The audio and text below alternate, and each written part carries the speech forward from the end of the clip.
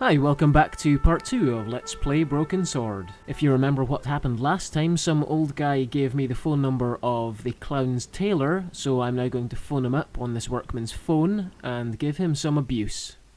His name is Todrick. Hello? Who is this? It's a me! Hi.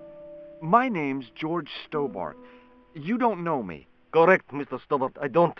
What can I do for you? Well, I'm looking for Sarah I'm Connor. trying to trace one of your customers. Could I maybe come over and talk to you? Hey, No. that's a bit forward. No, that's not possible. Oh, okay. Forget it. Ha! Listen, all I want is a name. What are you talking about? Who are you working for? I guess you might say I'm acting in the interests of truth and justice. Ah, thank God. I thought you were the police. There are innocent lives at stake, Mr. Todrick.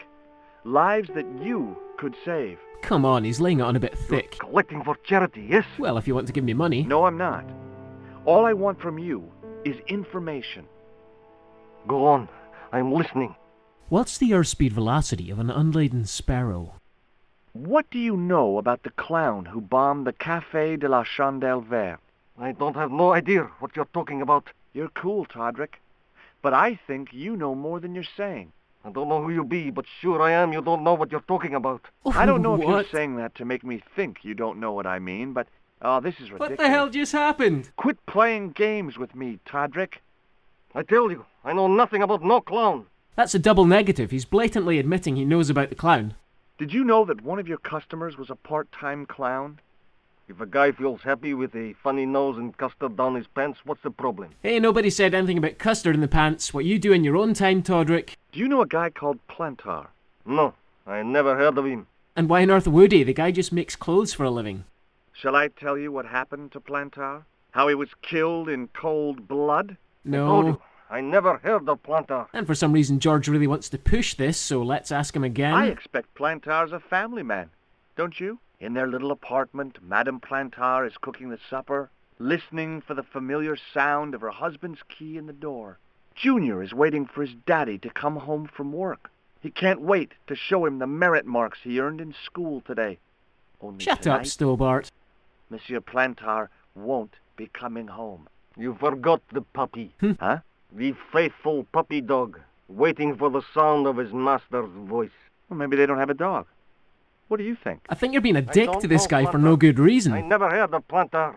None of this has anything to do with me. He just makes clothes. He's not responsible for the people who wear Thanks them. for nothing, Todrick. You asshole, Todrick. I hope you get cancer. Cancer of AIDS. Man, I can't believe how much George really hates that Todrick guy. Okay, let's phone Nicole now and tell her that I've got a lead. Bonjour, Kula. What? Oh, hi. It's George Stobart, the American at the cafe. Ah, oui. You said to call if I could help. Have you any news for me? You bet. I met a witness who spoke to the clown. And I know where the killer gets his suits. Wow, that's amazing. Well, I am case impressed. closed. You are? Well, it wasn't easy. Look, why don't you come here to my apartment? Sweet! Fine. Where do you live? 361 Rue Jarry. Okay, I'll come right over. Cool, I've got a score. Okay, we just need to go over this way to exit the area. I wonder if there's somewhere around here I can buy mints and condoms before I go over. And welcome to the map screen. From here I can select several locations, but for now let's go to Rue Jarry. So what do we have to examine in this area? There's some shop windows there and some old bins next to a stall of some kind. The shop window featured a display of gowns and women's stuff. Women's stuff. You must be a real ladies' man, George. Well, let's have a look at it then. It wasn't the style of the clothes in the shop that caught my eye, but the prices. The same amount of money would feed a starving family for the rest of their lives. I guess people who buy that Bullshit. kind of stuff don't have a problem with their consciences. Well, I don't see you donating any money, George, you hypocritical bastard. I'm sure the money you spent on a trip to Paris could have been put to more charitable use. The vacant shop was sealed with a steel blind. So let's walk all the way over to it to perform a more thorough investigation.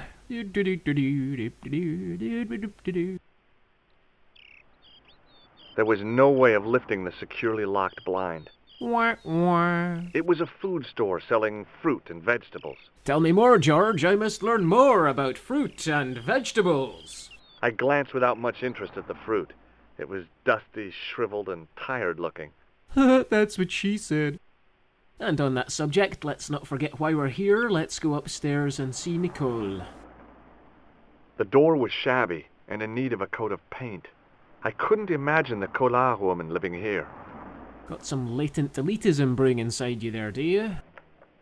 I pushed against the door, but it seemed to be locked. Oh no, a locked door? What am I supposed to do now? Guess I'll just have to go home. It's game over, man. They were lilies or tulips. Some kind of flowers, anyhow. Dumbass. Pretty, I guess, if you like that sort of thing. Me? I couldn't see the point of buying something that was already half dead. For me, it's either fully dead or nothing. I just don't understand all those anti-necrophilia types. The woman was doing something with a pair of needles that couldn't be described as knitting. She was a cheery old soul, the kind you'd walk across the street to avoid. So let's walk across the street to talk to her. Oh, hi. Yeah, I'm Casey Kasem. I mean George Stobart. Bonjour, monsieur. Would you like me to foretell your future? No thanks. I'm very good, and it only takes a minute.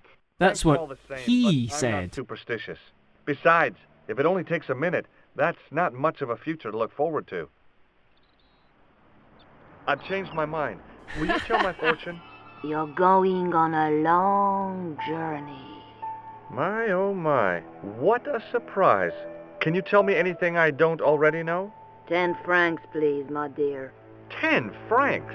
That's a rip-off. Please yourself. How does this fortune-telling routine work? If I knew that, I wouldn't be selling flowers for a living. Haven't you ever wondered why you were blessed with the gift? Because she's Well, good at lying. It's a bit like satellite television, I suppose. What? Some of us are born with a built-in receiver dish. I just happen to be one of the lucky ones. Or you're born full of shit, more like. Can you really foretell the future? Only time will tell, monsieur. The strange thing is, I can't seem to see myself in the future. Try looking in a Other mirror. people, I have no problem. But when I try to see what might happen to me, nothing. That must be scary. You spelled Maybe. scary wrong, subtitle I guy. figure it's a kind of natural safety mechanism. Either that, or I don't have a future. Ooh. Do you know a young woman called Nicole Collard? Yes, I do. She lives upstairs from me, in the apartment block across the street. I tried the door, but it's locked. Why don't you know, try knocking I've told or ring the landlord bell? about that a million times. It is the damp. The whole building is like a sponge. It sucks up the moisture from God knows where. You mean the door is stuck because it's swollen? That is correct. There is an art to opening it. Don't shove it hard. Just give it a gentle nudge above the lock. Thanks for the advice. Okay, so I did actually have to talk to this lady just so that she could tell me to push the door a bit harder. How long has Mademoiselle Collard lived here? A few months. She's in for a shock when the cold weather comes. Drafty windows, insufficient heating. It's a struggle to keep warm.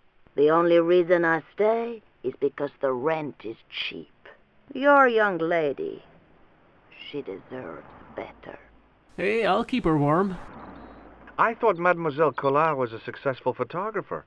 Not as successful as she makes out for all her fine clothes.